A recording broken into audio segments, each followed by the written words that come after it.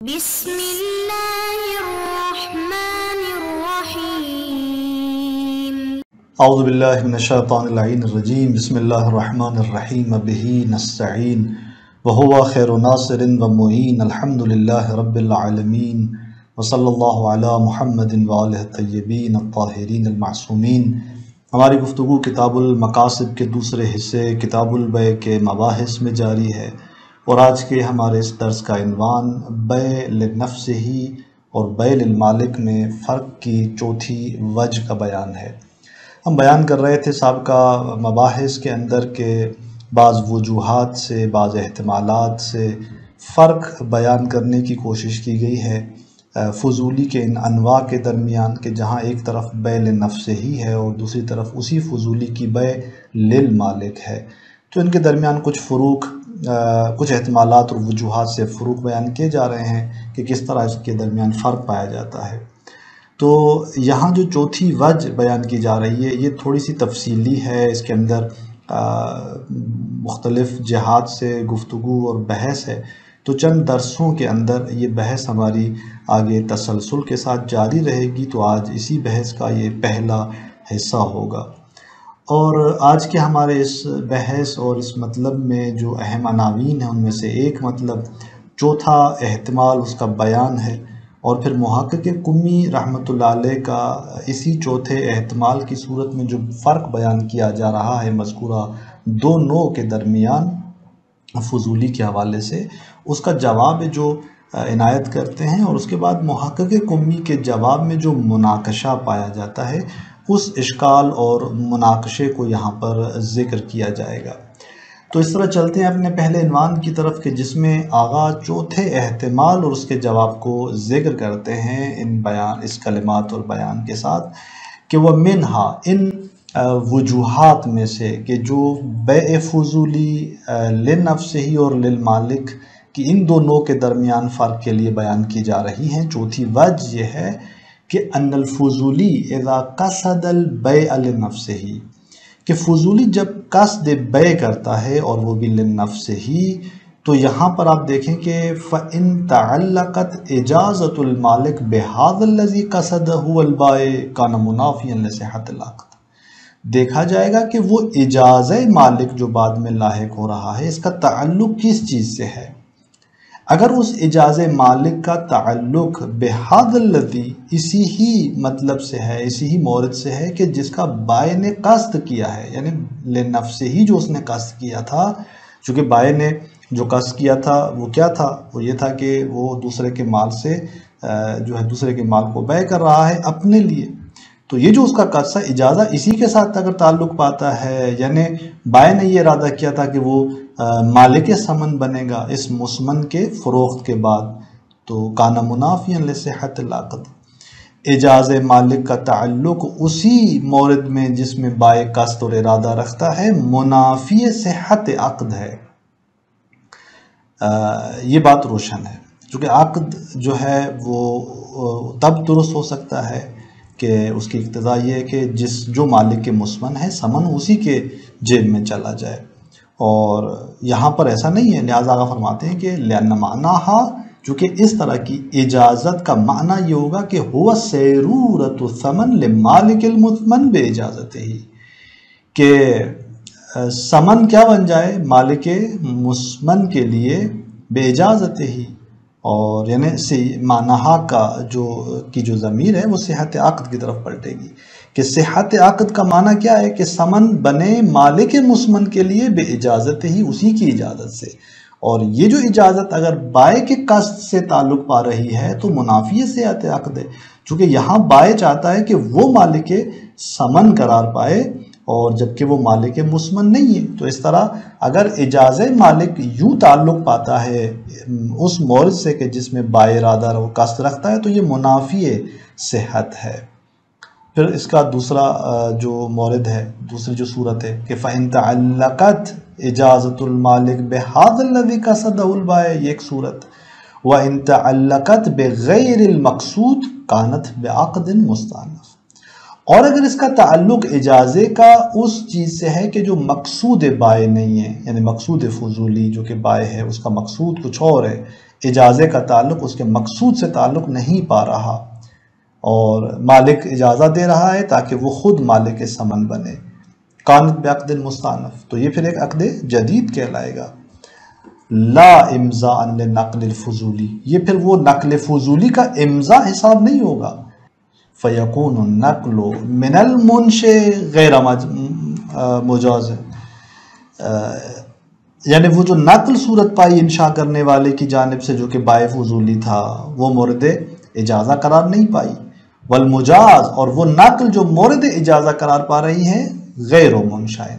لہذا ما انشئ لم یجز، جو انشاء پائی وہ مورد اجازہ قرار نہیں پائی، وما اجیزہ، اور جو مورد اجازہ واقع ہوئی، لم ینشأ، وہ انشاء نہیں کی گئی تھی بائے کی جانب سے، بائے اصلی کی جانب سے۔ تو اس طرح اگر یوں صورتحال دیکھتے ہیں تو بائے فضولی اس صورت میں باطل ہو جاتی ہے، چونکہ اس کی تو نقل کی امضاء واقع نہیں ہوئی، مورد اجازہ واقع قرار نہیں پائی۔ تو اس طرح سے یہ وجہ رابع بیان کرتے ہوئے فرق بیان کیا جاتا ہے بے فضولی لنفسہ ہی اور للمالک کا، کہ بے فضولی لنفسہ ہی جو ہے وہ درست نہیں ہے، باطل ہے، چونکہ اجازے کا تعلق اگر خود اس چیز سے ہے کہ جو بائع نے ارادہ کیا ہے تو یہ منافی صحت عقد ہے، اور اگر جو بائع نے ارادہ نہیں کیا اس کے غیر سے اس کا تعلق ہے تو پھر اس کا مطلب یہ ہے کہ بے فضولی کی نقل مورد امضاء قرار نہیں پائی، تطابق یہاں پر انشاء اور اس یعنی منشا اور مجاز کا حاصل نہیں ہوتا، اور نتیجے میں یہ وجہ اس فضولی کے ان اقسام کے درمیان یوں فرق جو ہے وہ ہمارے لیے روشن کر رہی ہے، برخلاف اس بے فضولی مالک کے کہ جہاں پر اگر وہ اجازت دیتا ہے تو وہ وہاں پر تطابق ہے، لیکن یہاں پہ تطابق منشا اور مجاز کا حاصل نہیں ہوتا۔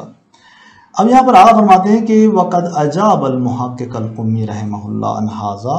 فی بعض اجوبۃ مسائلہ، محقق قمی رحمۃ اللہ علیہ نے اسی کا جواب دیا ہے اپنے بعض مسائل کے جوابات میں، کہ جو بعض جوابات انہوں نے دیے ہیں اپنے مسائل کے سلسلے میں، وہاں پر آقا نے اس کا جواب دیا ہے۔ کس طرح سے جواب دیا ہے؟ قد اجاب بان الاجازۃ فی هذه الصورۃ مصححۃ للبیع، فرماتے ہیں کہ اجازہ اس صورت کے اندر مصحح بیع ہے، یعنی اس بیع کی تصحیح کرنے والی ہے، بیع کی جو ہے وہ تصحیح کر رہی ہے یہ اجازہ اسی بیع فضولی کی، لیکن لا بمعنی لحوق الاجازۃ لنفس العقد،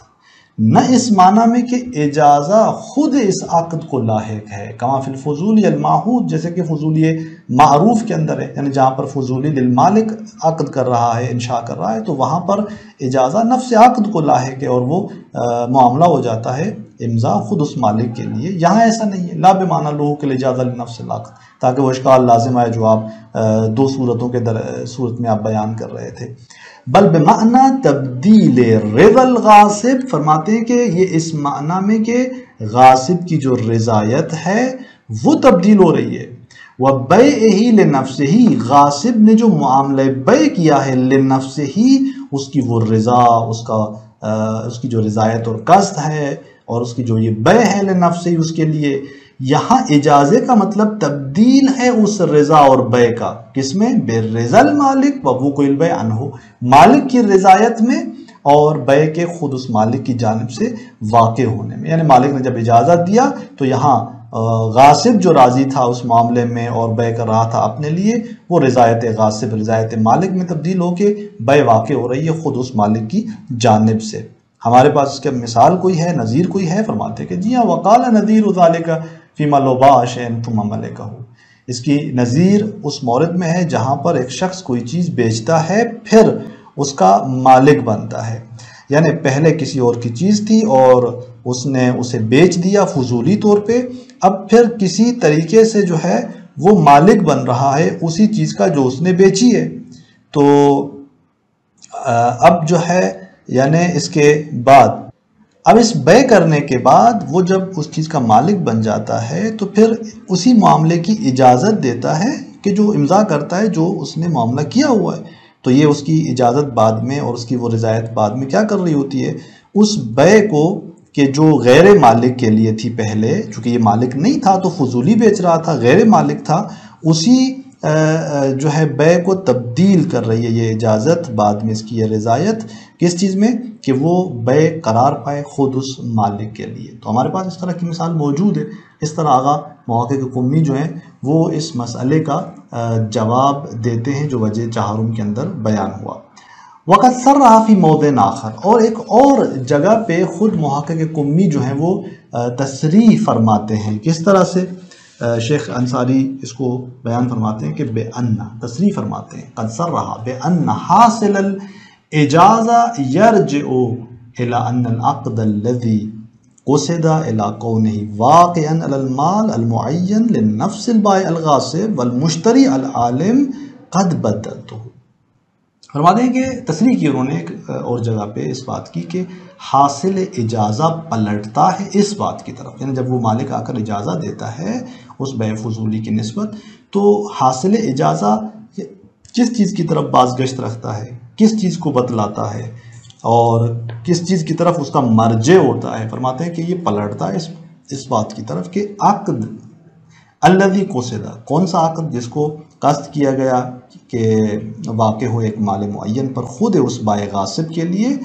اور والمشتری العالم، اور مشتری بھی جو ہے وہاں پر عالم ہے، جان رہا ہے، واقعیت سے آگاہ ہے۔ فرماتے ہیں کہ حاصل اجازہ یرجع، پلٹتا ہے اس الی ان العقد قد بدلتہ، اس بات کی طرف کہ عقد جو اس سچویشن میں تھا، جو اس صورتحال پہ واقع تھا، وہ یعنی تبدیل کرتا ہوں میں اس عقد کو۔ یہ حاصل اجازہ پلٹتا ہے اس بات کی طرف کہ درواقع وہ جو مجیز ہے وہ کہتا ہے کہ میں اس کو تبدیل کر رہا ہوں علی کونہ، یا بعض نسخوں میں بے کونہ ہے کہ جو درست ہے، قد بدلتہ بے کونہ علی ھذا الملک بعینہ لنفسی، کہ میں نے اس کو تبدیل کر دیا اس میں کہ یہ عقد اسی ملکیت پر بعینہ واقع ہو لنفسی، خود میرے لیے، فیکون عقدا جدیدا، اور یہ ایک نوعیت کا عقد جدید ہے۔ کما ہوا احد الاقوال فی الاجازہ، جیسا کہ اقوال اجازے کے سلسلے میں اقوال میں سے ایک قول اس طرح سے حساب ہوتا ہے کہ یہ در واقع ایک عقد جدید ہے جو اس طرح وہ اجازہ اگر دے رہا ہوتا ہے اس عقد کی نسبت۔ تو یہ محقق قمی رحمۃ اللہ علیہ کا وجہ چہارم کے حوالے سے جواب تھا کہ دیکھیں یہاں پر اجازہ در واقع تبدیل کر رہا ہے کلن، اور تعلق نہیں پا رہا نفس عقد سے کہ آپ اس طرح سے پھر وہ وجہ چہارم کی صورت میں آپ جو ایک تنافی اور ایک جو بیان کر رہے تھے منشا اور مجاز کے درمیان عدم تطابق کو وہ لاہے، وہ پیش آ جائے، نہیں، ایسی کوئی محظور، ایسی کوئی صورت جو ہے وہ حاصل نہیں ہو رہی اس بیان کے مطابق۔ لیکن محقق قمی کا یہ جواب کہاں تک درست ہے اور کس طرح سے ہے شیخ انصاری کے نقطہ نگاہ سے؟ آغا شیخ انصاری فرماتے ہیں کہ وفی ہے، اس جواب کے اندر اشکال پایا جاتا ہے۔ کون سا اشکال؟ یہ کہ ان الاجازت علی ھذا تسیر کما اعترف معاوضۃ جدیدہ من طرف المجیز والمشتری، کہ یہ جو اجازہ ہے، ایک اشکال اس کے اندر اس طرح سے ہے کہ یہ اجازہ دونوں طرف سے مؤثر واقع ہو رہا ہے اور ایک عقد جدید قرار پا رہا ہے، کہ اجازہ علی ھذا، اس صورت میں یہ اجازہ اس بیان کے مطابق یہ اجازہ کہ جو آغا نے بیان کیا، تسیر کما اعترف، جیسے خود اعتراف کر چکے ہیں، تسیر معاوضۃ جدیدہ، ایک معاوضہ جدید کی صورت پاتا ہے، کن کی جانب سے؟ من طرف المجیز والمشتری، مجیز اور مشتری کی جانب سے، لأن المفروض عدم رضا المشتری ثانیا بالتبدیل المذکور، یعنی یہ ایک ہی اجازہ، ایک ہی چیز دو طرف سے معاوضے کی صورت اپنا رہی ہے، کیونکہ فرض یہ ہے کہ مشتری دوسری بار جو ہے یعنی دوسرے مرتبہ رضایت نہیں رکھتا اس تبدیل مذکور جو اوپر بیان ہوئی، اس تبدیل کی نسبت دوسرے مرحلے میں رضایت نہیں رکھتا، یعنی اس کی طرف سے کوئی رضایت نہیں آئی کہ دوبارہ اس سے رضایت طلب کی گئی ہو اور اس نے رضایت دی ہو۔ تو پس یہی اجازہ ہے جو آپ کے سامنے ہے، اور یہ اجازہ پس صلاحیت رکھتا ہوگا، قابلیت رکھتا ہو کہ وہ مجیز کی طرف سے بھی اور مشتری کی طرف سے بھی اس تبدیل کے سلسلے میں مؤثر واقع ہو، اور اگر اس طرح سے ہے تو یہ ایک معاوضے جدید کہلائے گا، اور اس میں یہ تاثیر ہونی چاہیے کہ دونوں طرف سے معاوضے جدید کہلائے۔ کیوں؟ لأن قصد البائع البیع لنفسہ،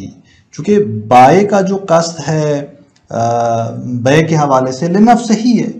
اذا فرض تأثیرہ فی، اذا فرض تأثیرہ یعنی جب اس کی تأثیر کو فرض کیا جائے، تو بائے کا یہ جو قصد ہے اگر اس کو مؤثر جانا جائے تو قصد البائے فی مغایرت العقد الواقع للعقد المجاز، یعنی اذا لأن القصد البائے فی مغایرت العقد الواقع للعقد المجاز، بائے کا یہ قصد جب یہ مؤثر فرض ہو، جب اس کی یعنی یہ قصد بائے جب اس کی تأثیر فرض کی جائے، اس کو مؤثر جانا جائے، تو یہ قصد بائے فی مغایرت العقد الواقع للعقد المجاز، عقد واقع کی مغایرت میں ہے عقد مجاز کی نسبت، یعنی عقد مجاز جو مالک نے اجازت دی ہے اپنے لیے، اور عقد واقع جو بائے نے لنفس ہی عقد انجام دیا ہے، تو یہ آگاہ فرماتے ہیں کہ قصد بائے کیا ہے؟ یہ قصد بائے اس عقد واقع کی مغایرت کے سلسلے میں عقد مجاز سے، عقد مجاز کی نسبت۔ اور آپ دیکھ رہے ہیں کہ فالمشتری انما رضی بذلک الایجاب المغایر لمعد الاجازہ، اس طرف سے مشتری راضی ہے اس ایجاب کی نسبت کے جو مغایر ہے معدل اجازہ سے، یعنی اجازے کا جو معدہ ہے مشتری کی جانب سے جو رضایت آئی تھی وہ اس معدہ اجازے کے لیے نہیں تھی، بلکہ مشتری راضی ہوا ہے اس ایجاب کی نسبت جو کہ مغایر ہے معدہ اجازہ سے۔ تو پس ایسی صورتحال میں آگاہ فرماتے ہیں کہ فَإِذَا الْتَزَمَ بِكَوْنِ مَرْجِعِ الْإِجَازَةِ إِلَى تَبْدِيلِ عَقْدٍ بِعَقْدٍ، جب یہ ملتزم ہوتے ہیں اس بات سے کہ اجازے کا مرجع کیا ہے؟ عقد کا ایک اور عقد میں تبدیل ہونا، وَبِعَدَمِ الْحَاجَةِ إِلَى قُبُولِ الْمُشْتَرِ ثَانِيًا، اور یہ ملتزم ہوتے ہیں کہ محتاج نہیں، احتیاج نہیں ہے یہاں پر دوسری بار مشتری کے قبول کی طرف، تو پھر کیا ہوتا ہے؟ فقط قامت الاجازہ من المالک مقام ایجابہ و قبول المشتری، تو یہاں پر یہ اجازہ مالک کی جانب سے قائم مقام ایجاب مالک، یعنی اسی مالک کی جانب سے ایجاب اور مشتری کی جانب سے قبول، ان دو کے قائم مقام بن جاتا ہے۔ وہذا خلاف الاجماع والعقل، اور یہ خلاف اجماع اور عقل ہے۔ بس ایک طرف سے اجازہ معاوضے جدید ہے مجیز اور مشتری کی جانب سے، کیسے؟ اس بیان سے روشن ہوا کہ ایک ہی اجازہ ہے جو قائم مقام ایجاب اور قبول مشتری واقع ہو رہا ہے، چونکہ مشتری کا ایجاب تو صادر نہیں ہوا،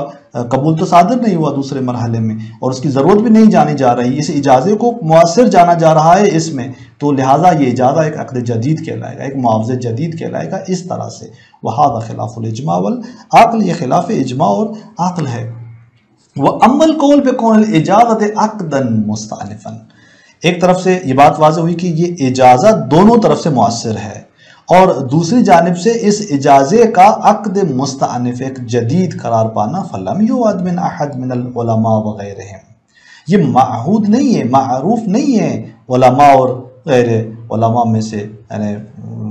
کسی بھی ایک کی جانب سے اس بات کو نہیں سمجھا جا رہا، یہ بات واضح نہیں ہے ان کے کلمات سے اور ان کی جانب سے۔